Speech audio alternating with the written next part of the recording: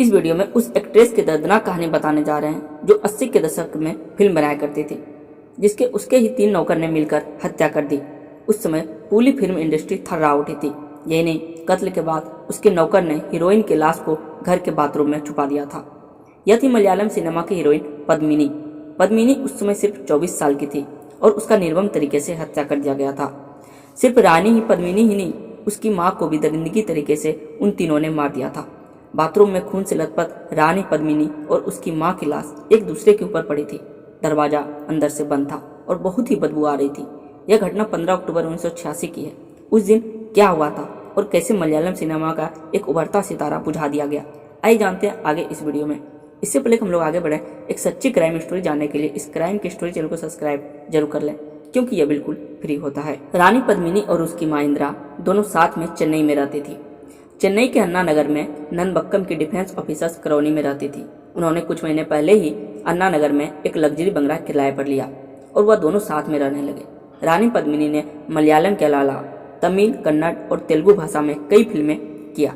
जब फिल्म से उन्हें नाम के साथ साथ खूब कमाई होने लगी तो जिस बंगले में वह रानी पद्मिनी रहती थी, उसे खरीदने का प्लान बना लिया। डील भी पक्की हो चुकी थी। यह बंगला एक डॉक्टर का था और एक रियल एस्टेट एजेंट ने इसकी डील कराई थी। सबसे पहले आपको हम यह बता देते हैं कि आखिर कैसे पता चला, या फिर सबसे पहले किसको पता चला इस मर्डर के बारे में। जब 15 अक्टूबर को रियल एस्टेट एजेंट रानी पद्मिनी के बंगले पर जाते हैं तो वह किसी ने भी दरवाजा नहीं खोला, तो वह रियल एस्टेट एजेंट वापस लौटने लगता है। लेकिन तभी रानी पद्मिनी के घर से तेज बदबू आने लगती है। एजेंट ने घर के अंदर जाने का सोचा, लेकिन मेन गेट तो बंद होता है। वह देखता है कि मेन गेट बंद होने के बाद वह दिमाग लगाने लगता है कि हमें अंदर कैसे जाना है। फिर वह अपने एक दोस्त के साथ किसी तरह से किचन की खिड़की से अंदर घुसते हैं और मंजर देखते उसका होश उड़ जाता है। सारा सामान कमरे का बिखरा पड़ा था। वह भागकर तुरंत ही तिरुमंगलम पुलिस स्टेशन गया और पूरी जानकारी दी। तुरंत ही तिरुमंगलम पुलिस स्टेशन के पुलिस रानी पद्मिनी के बंगले पर जाते हैं। जब यह नज़ारा देखते हैं तो पुलिस वाले का भी होश उड़ जाते हैं, क्योंकि घर के बाथरूम से तेज बदबू आ रही थी। लग रहा था मानो जैसे कई दिनों से लाश सड़ रहा हो। जब दरवाजा खोला तो अंदर रानी पद्मिनी और उसकी माँ के खून से लथपथ लाशें एक दूसरे के ऊपर पड़ी थी। वो पूरी तरह से सड़ चुकी थी और बाहर निकालने के हालत में भी नहीं थी। वहाँ जो मौजूद था उसकी तो हालत खराब हो गई। पुलिस का कहना था कि हत्या 4 दिन पहले की गई थी, इसलिए बॉडी एकदम से सड़ चुकी थी। लाशें इतनी खराब स्थिति में थी कि टीम बुलाकर पोस्टमार्टम भी बंगले पर ही किया गया था।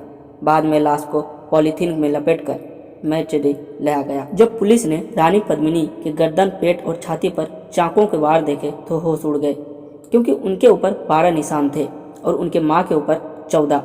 दोनों की लाशें को जनरल अस्पताल के सबगिरी में ले जाया गया।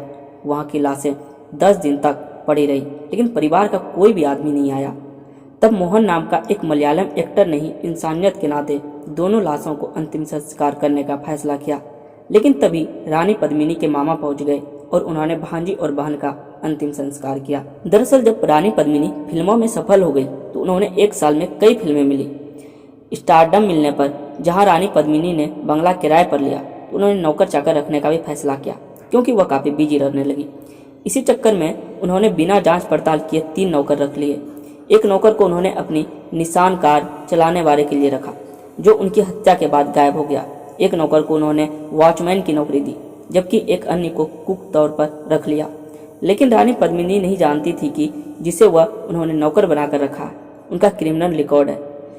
जपराज नाम के जिस नौकर ने उन्होंने कार ड्राइवर रखा था वह क्रिमिनल था और गाड़ियों की चोरी में एक्सपर्ट था।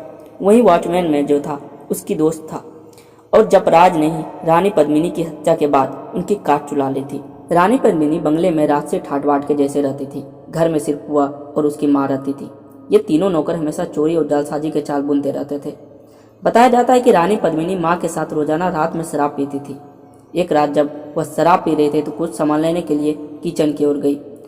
तभी मौका देखकर ड्राइवर, कुक और वॉचमैन कमरे में घुस जाते हैं और रानी पद्मिनी की माँ को चाकुओं से वार करना स्टार्ट करते हैं और वह 14 वार कर देते हैं।